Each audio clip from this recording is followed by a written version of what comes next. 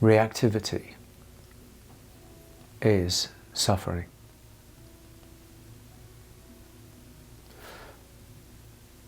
I could end this video right there.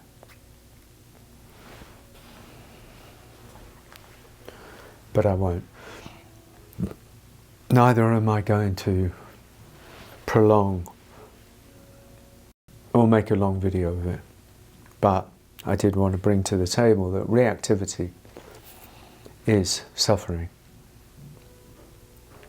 on so many different levels. And it's suffering for ourselves, but it also ends up being a suffering in many ways that we inflict on the world, on others. Reactivity is the unresolved past manifesting in the pristine presence of this unknown, open moment. Reactivity is a trigger. Pain comes up. We lose ourselves. We lose our equanimity. We lose our presence, whatever presence we've had. It comes like a flash, like a thunderbolt. Not necessarily, but a lot. Catches us by surprise. But if you really start looking at your reactivity, you start to see the wave as it's coming up. Because it's not just one moment to the next. That's a different thing.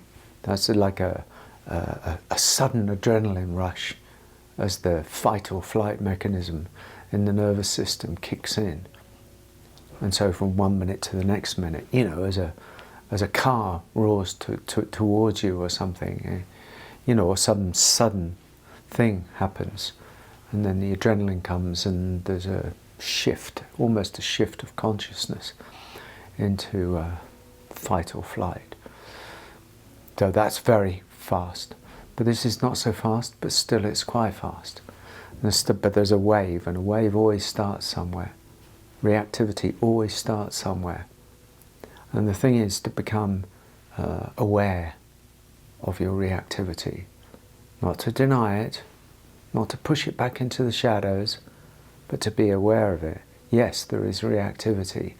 And I don't know when it comes, and I don't know where it comes, but I'm going to keep vigilant for it. You know, not like walking around like a fool, but to say, to be aware, to bring it to the front of consciousness and acknowledge that there is reactivity, and it comes up, seems to come up sometimes when I'm challenged, when I'm told off, when I'm, you know, feel defensive, when I feel attacked, when I feel judged, when I feel under threat in some way, shape or form, put down,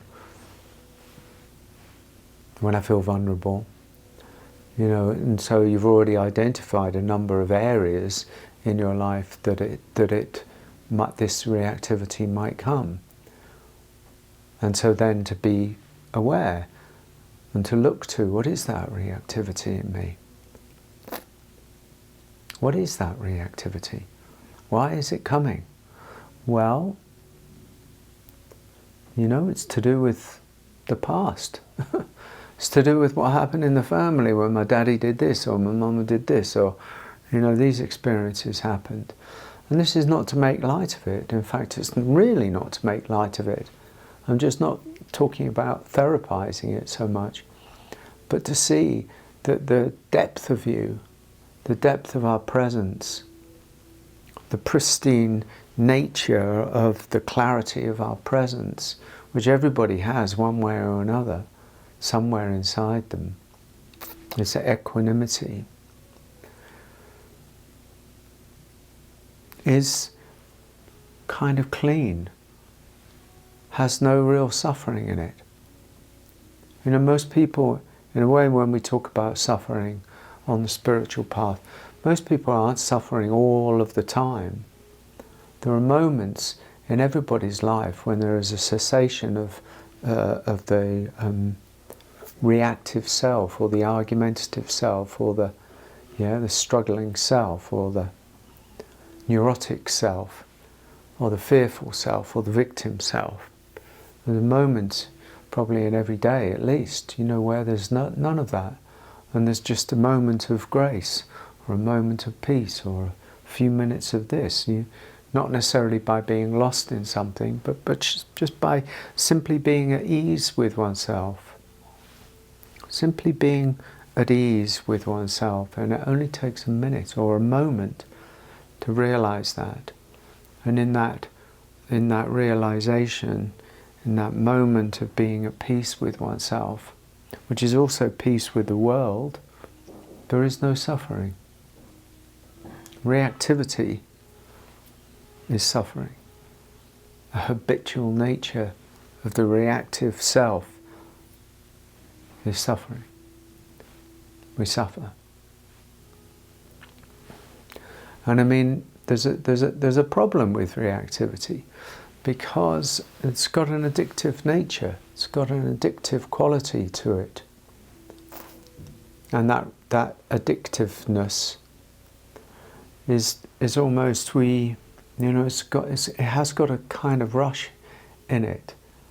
It's got a heat in it. It's almost got a little bit of adrenaline in it. And it feeds something within us. It's what Eckhart Tolle might call the pain body. So it feeds the pain body within us. And as long as it's feeding the pain body within us, and we're not really doing anything about it, we're not really looking at it, we're not really kind of making deep decisions to resolve it in some way, shape or form, then that pain body is fed, unexamined and fed. Well, that's okay. And then you just move on to the next moment, kind of brushing that aside, brushing that reactivity aside, not liking it, but not facing it either. We must face our reactivity. Most people are reactive and think of it as normal life, because it is almost normal life, but it really doesn't have to be. And this reactivity doesn't ultimately serve us, and especially when you go on a path of deeper inquiry and transformation, reactivity has to come to an end. And it may be a slow coming to an end, or it may be a fast coming to an end. It may involve doing some things to look at stuff, look at shadow, look at, or get it out in some sort of way, shape or form, through cathartic meditations, or primal release, or inner child work, or anything like that. But slowly, the reactivity kind of calms down, and then it might appear once, or it doesn't go away necessarily immediately. But there's such a great relief, because there's stress on the system from this reactivity is the cause of great suffering. And while we're in an unconscious state, let's say, we don't care. I used to be reactive and wild. I didn't care. It's only as I've matured and as I've deepened and I've got some perspective and I've sought out some transformation, or sought out the resolution of the past, that I've stopped being so reactive. It's taken me a long time. Started this in my 40s, I would say, and I'm 66. So be patient, But there is a blessing in there. There is a blessing in there. To have the capacity to meet whatever is causing the reactivity and to seek to resolve it by loving yourself, by forgiving yourself, by loving others, by forgiving others. It's in our capacity to do that. Of course, it means a whole journey sometimes of letting go of the things that people have done to us. But nobody doesn't have that capacity.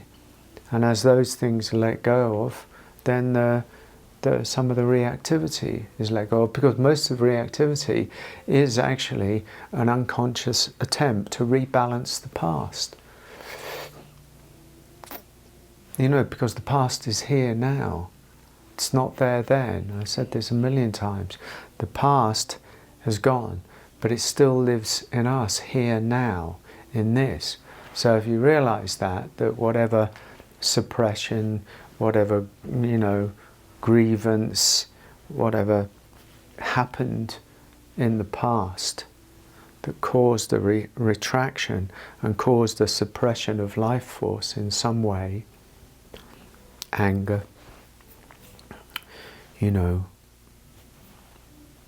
a domination of life force, then that's here now. It's not there then, it's here now. Reactivity is the expression of that, often. And if reactivity is an expression of that, then it's an attempt, sort of hidden attempt, to express what couldn't have been expressed then, or felt even.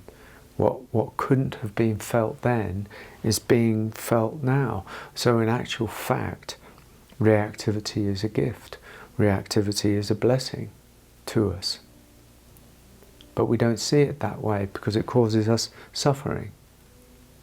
That's why I talk about embracing it and going into it and going through it, because actually we find the blessing in our own reactivity. Should we decide to open to it and to not perpetuate it as being the enemy. Reactivity, when it's unconscious, is suffering, but reactivity, when it's open to and welcomed, is a blessing that takes us deeper into healing whatever it is that is unresolved in us, so that we can meet experience with a freshness and a presence and an equanimity, and ultimately with love. This is very important. This is very beautiful. So, from reactivity is suffering to reactivity is a blessing is a really a very worthy inquiry to look into, because it's all here and it's all now. Blessings.